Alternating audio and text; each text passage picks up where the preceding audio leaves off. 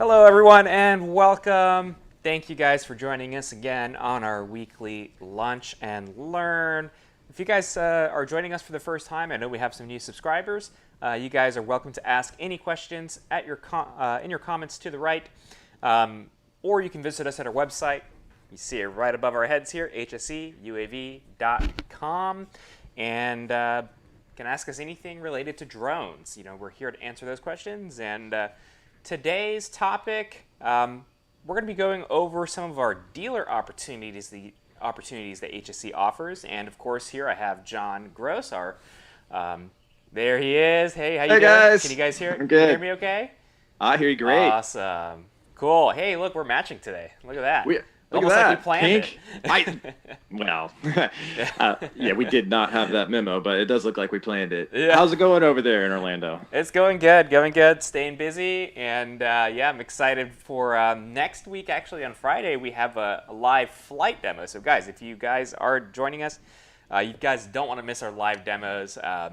It's going to be an awesome opportunity to see our Ag 122 spraying drone in action.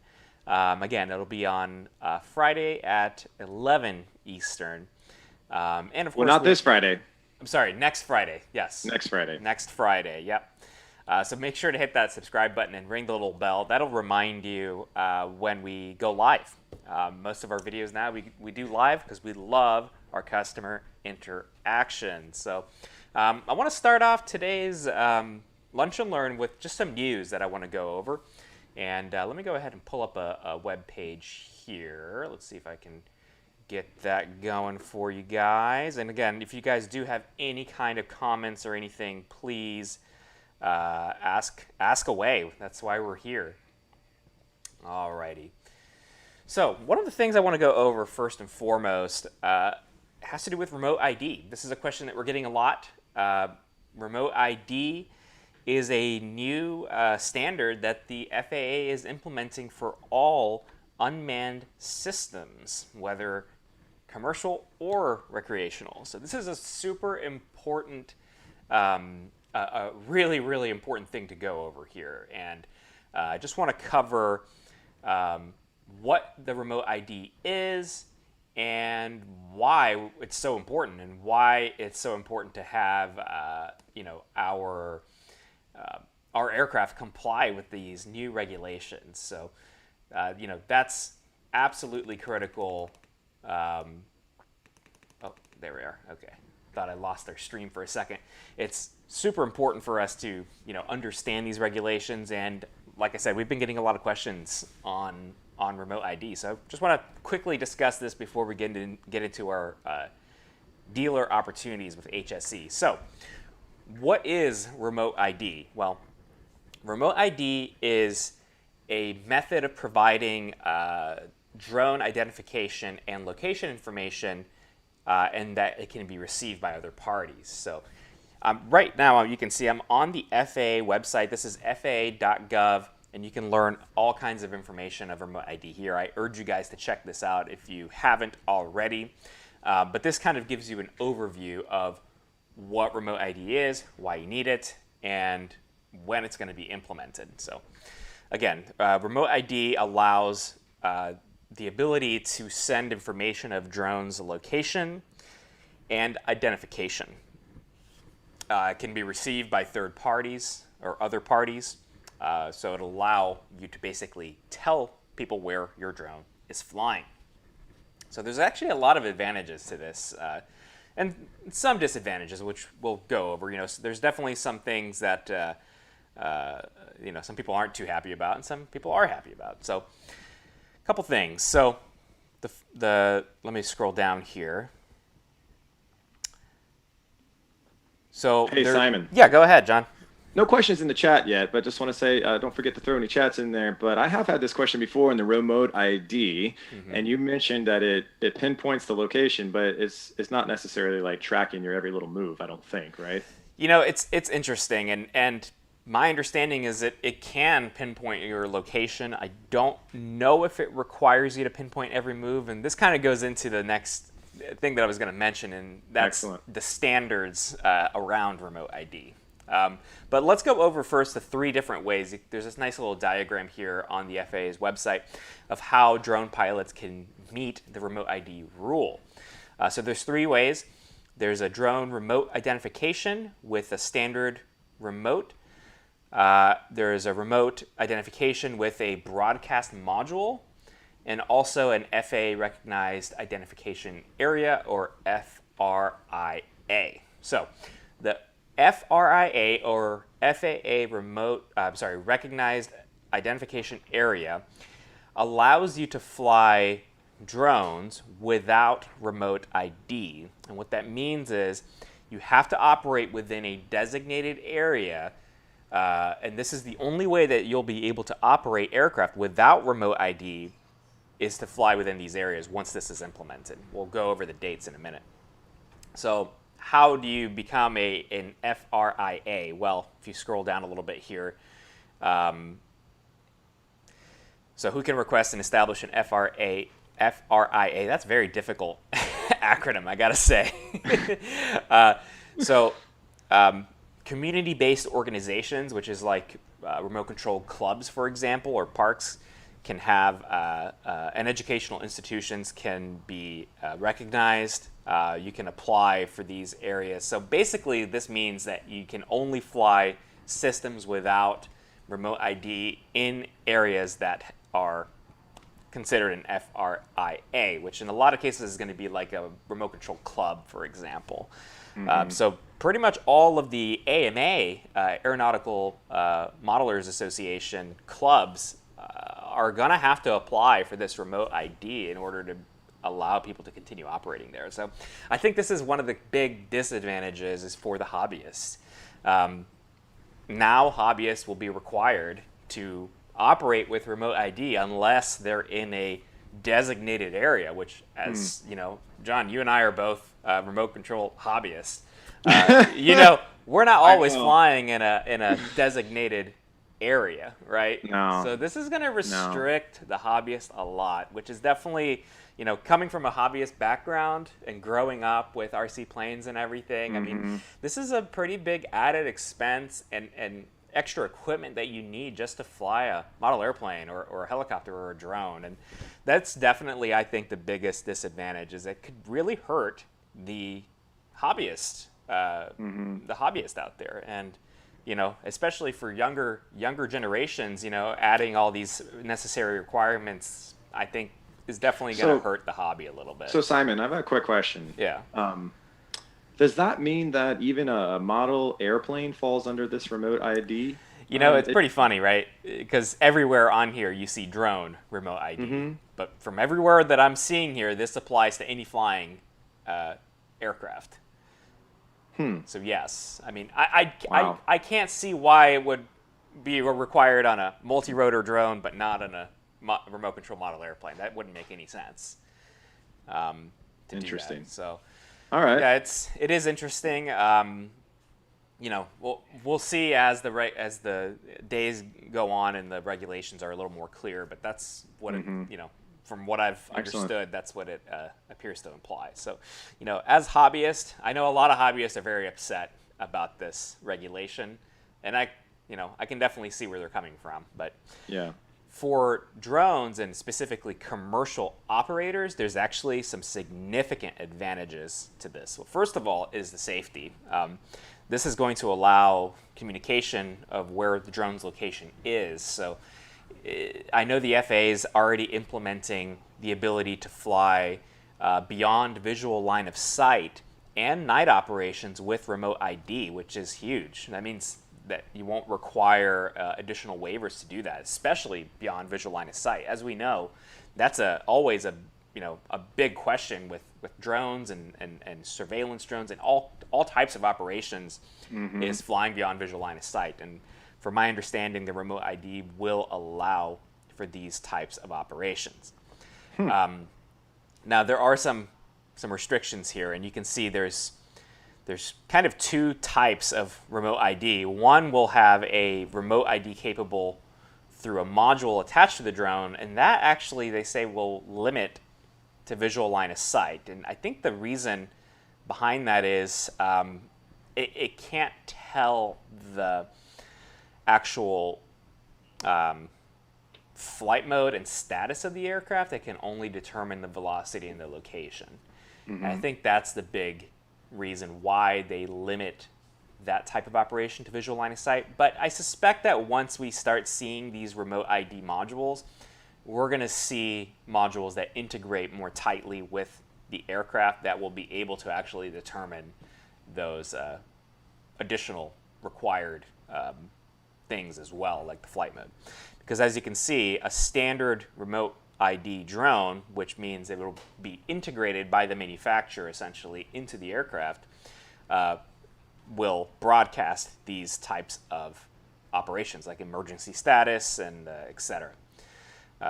Also the control station location and elevation. So it's definitely, there's a lot of, in my opinion, this is pretty vague. You know, there's not that much detail into exactly what's broadcast, when it's broadcast, and how it's broadcast, and who it's broadcast to.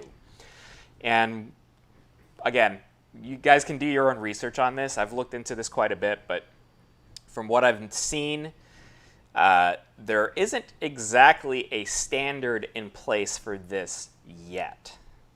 And the good thing is we have a bit of time to determine this standard, because if everybody goes and does their own type of frequency and broadcasting system, that doesn't really do us any good in terms of remote ID. My understanding is that there's some standards being developed and put in place, and that's really the reason why we're not seeing any commercially available broadcast modules for remote ID yet.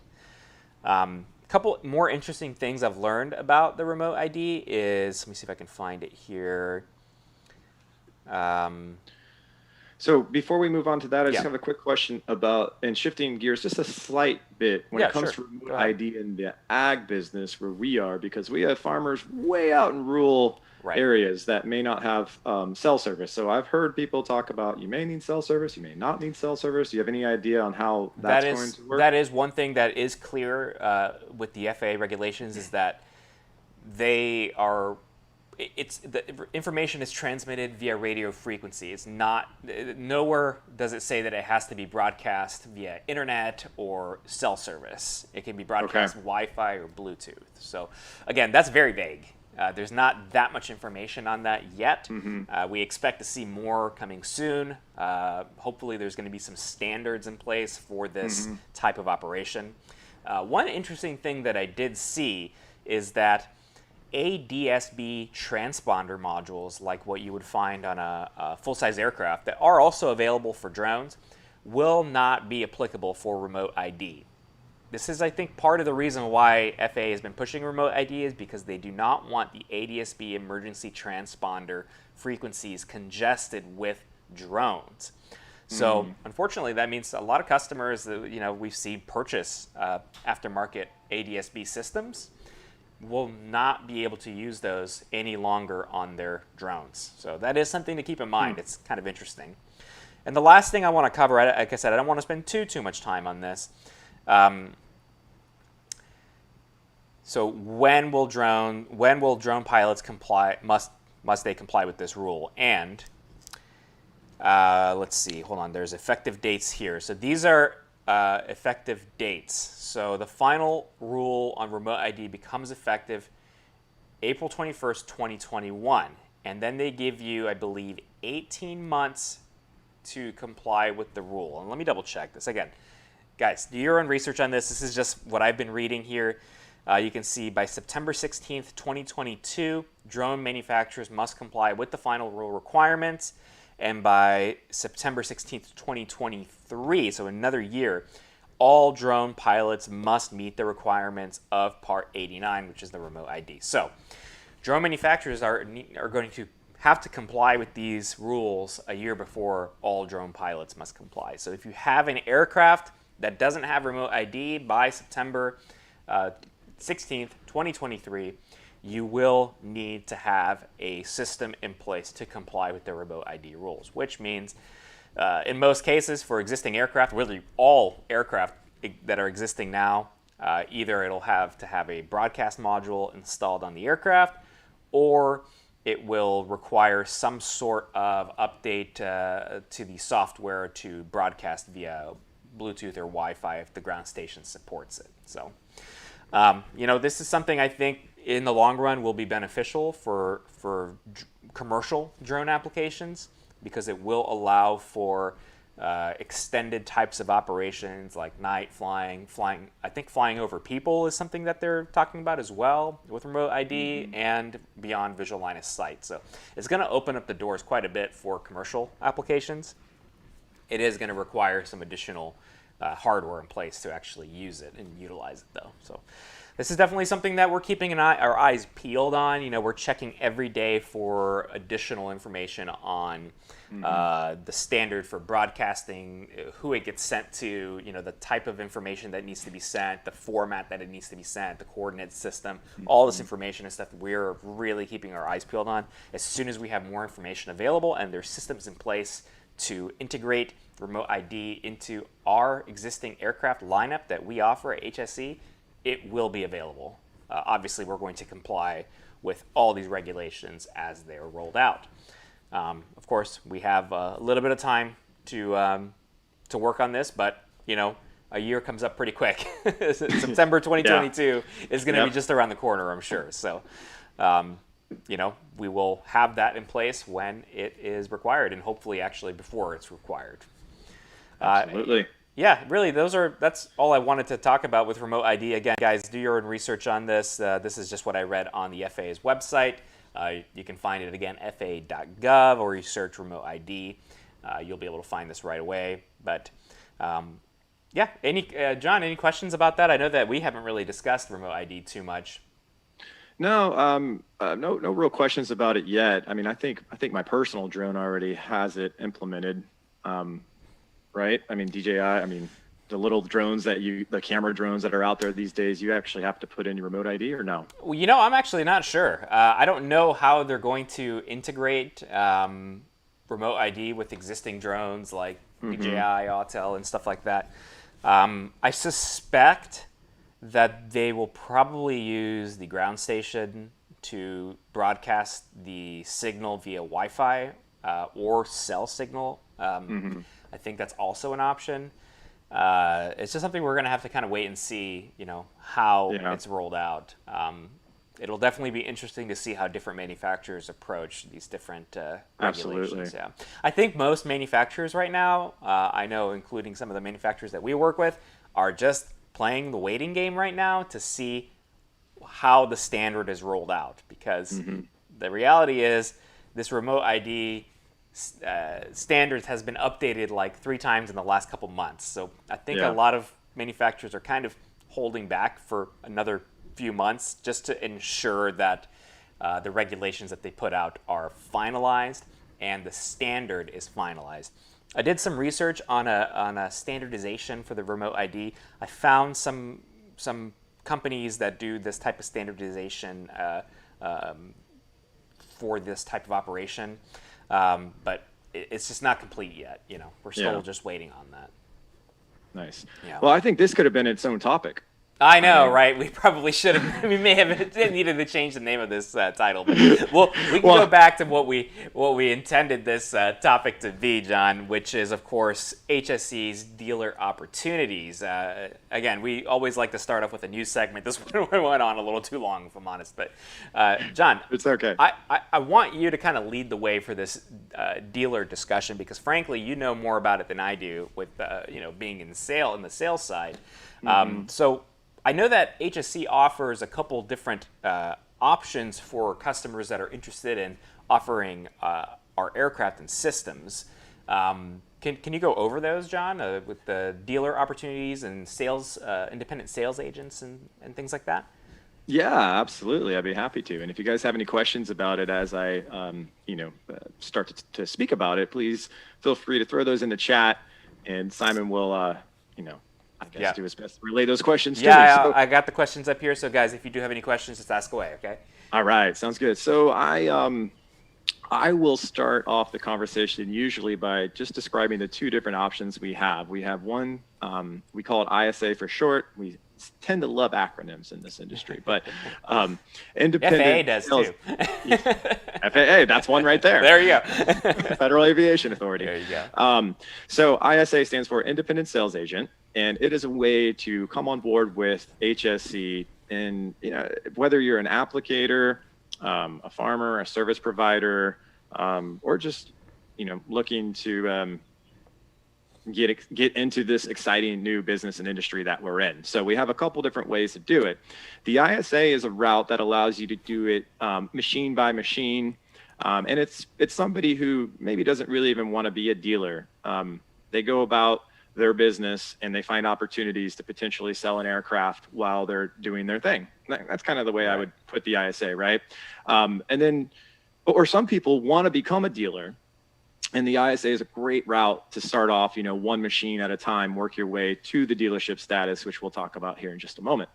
But that is a great way. So an independent sales agent here at HSE will work closely with our team in fulfilling orders, getting their own customers to trainings or demos. They could provide their own training if they like. We do have a training once a month right here in Castleberry at headquarters, and Simon over there is the one that you would be working with. So we have all those great options for you. And so again, I look at the ISA as a way to get into this industry, kind of go machine by machine. In a way, you could get your toes wet, figure out if this is for you or not for you, and then by all means, when you're ready to become a dealer, a dealership requires that you purchase at least 3 aircraft to become a dealer. As far as exclusivity goes within each state or country, there are some other numbers that we can talk about offline, but to become a dealer, and the reason a dealer is like really important to us is because you're out there in the field in whatever state or country you may be in, and we want to work closely with you to help train you not only to answer the same questions that we answer on a daily basis, everything from the technology of the drone to the regulation of the drone to the spraying, but also arm you with the knowledge you need to be successful. And our dealers also do get, they get leads right from us that come through our system. Right. Yep. And we would require our dealers to work those and talk to customers in the field, hopefully set up demos. We'll help you with all we can do. And again, if you're interested in becoming a dealer or an ISA, just reach out to us on the website, hse-uav.com. Come into the chat at our company, throw something right here, give us a call. Simon, you know that one a little bit more. I know my main line, but it's 309-361-7656. And you can find it again on our website. And again, if you haven't seen it before, let me pull it up here. Let me see.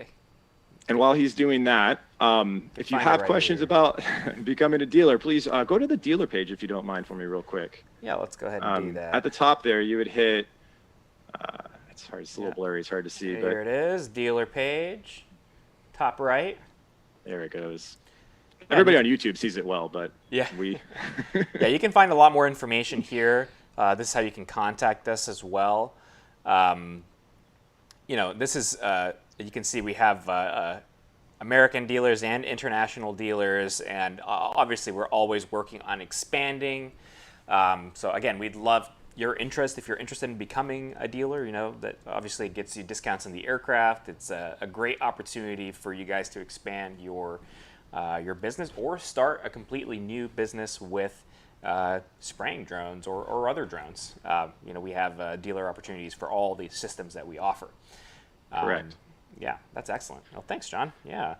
Well, I mean, we could go into, I don't know if we want to go into too many details right now. We have 5 minutes left here, but if there are any questions, Simon, throw them out there. And I would be happy to speak with anybody and everybody, me and the whole sales team here at HSE, about becoming a dealer or an ISA and what's involved. So please, like Simon said, reach out and let us know if you're interested. Absolutely. Yeah, again. And like I already mentioned, we're always expanding our dealer network, and our dealers, and it depends on what you're working in terms of your location or your industry, but most of our dealers either have a exclusivity based on a region or potentially based on an industry.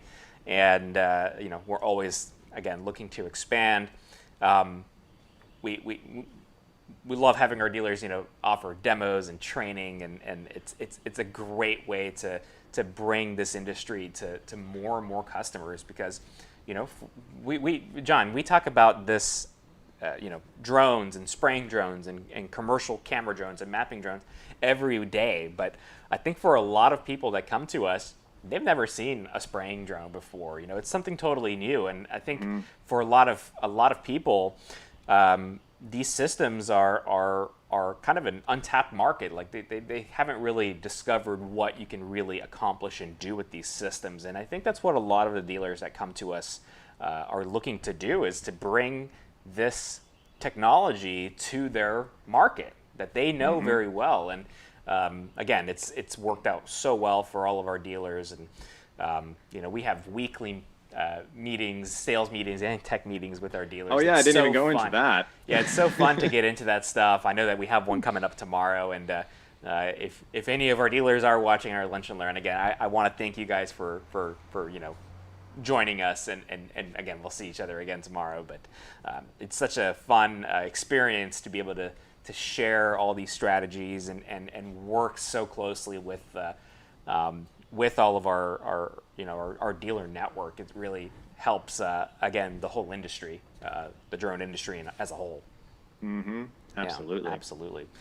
Awesome. Well, again, guys, if you do have any more questions, you guys can see our website right here, hsc-uav.com. Our phone number is right at the top, 309-361-7656. Give us a call anytime, or hit the chat box below on the website. That's how the best ways that you can contact us. Again, we do have a live flight demo with the AG 122, which is this aircraft right here. Let me pull it up for you guys. This is our largest crop spraying drone that we offer. We're going to be doing a live demo in the field next Friday, 11 a.m. Eastern Time. You can also find our training classes and all of our future demos and training events in our events calendar at the top of our website here. Let's see if it'll load. There we go. It's a little slow when we're streaming. Before you head to the events page, can you scroll down and show them the research tab where the USDA report is? That is something I point out on nearly absolutely. every call I have. So here I am on the aircraft page, but you can see the description, how it works, features, docs, and research. And in the research tab, you'll find all kinds of really great information, including spray data testing that's been done by our partners at the USDA Aerial Research Division. And they do an incredible job testing all sorts of spraying applications, not just drones. It's a lot of great info. Again, we're going to be doing a demo with this model you see right here next week. So I urge you guys to hit that subscribe button so you guys don't miss it. Of course, we'll Can you go to the events page this time now? Sure, no where problem. that is? Yeah, the events page is right here at the top, and you'll see our calendar with all our upcoming events here. And we'll go ahead and close it out here. Hey guys, one thing I do want you guys to do before we go, put down in the comments what you guys want to see for your upcoming lunch and learns and flight demos. Is there any specific things that you guys want to see? I have one.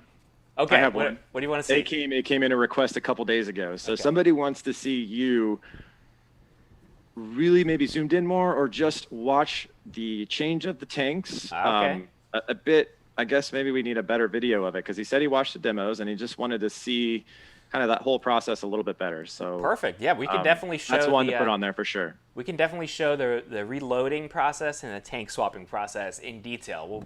Whoever put out that request, we'll show you guys live on Friday. Again, guys, if you have any other requests or anything you want to see related to drones that we can show you guys, put it in the comments below. It really helps us with our future demos and future lunch and learns, just to make it a more inviting experience for everybody. So, guys, thanks again for joining us. John, thank you for joining today. We're going to be doing our lunch and learns every Tuesday, noon Eastern Time. Make sure to join us next week. We'll see you guys next time. Thanks, guys. Bye, guys. Thanks for being here. See you next week. Thanks again, guys.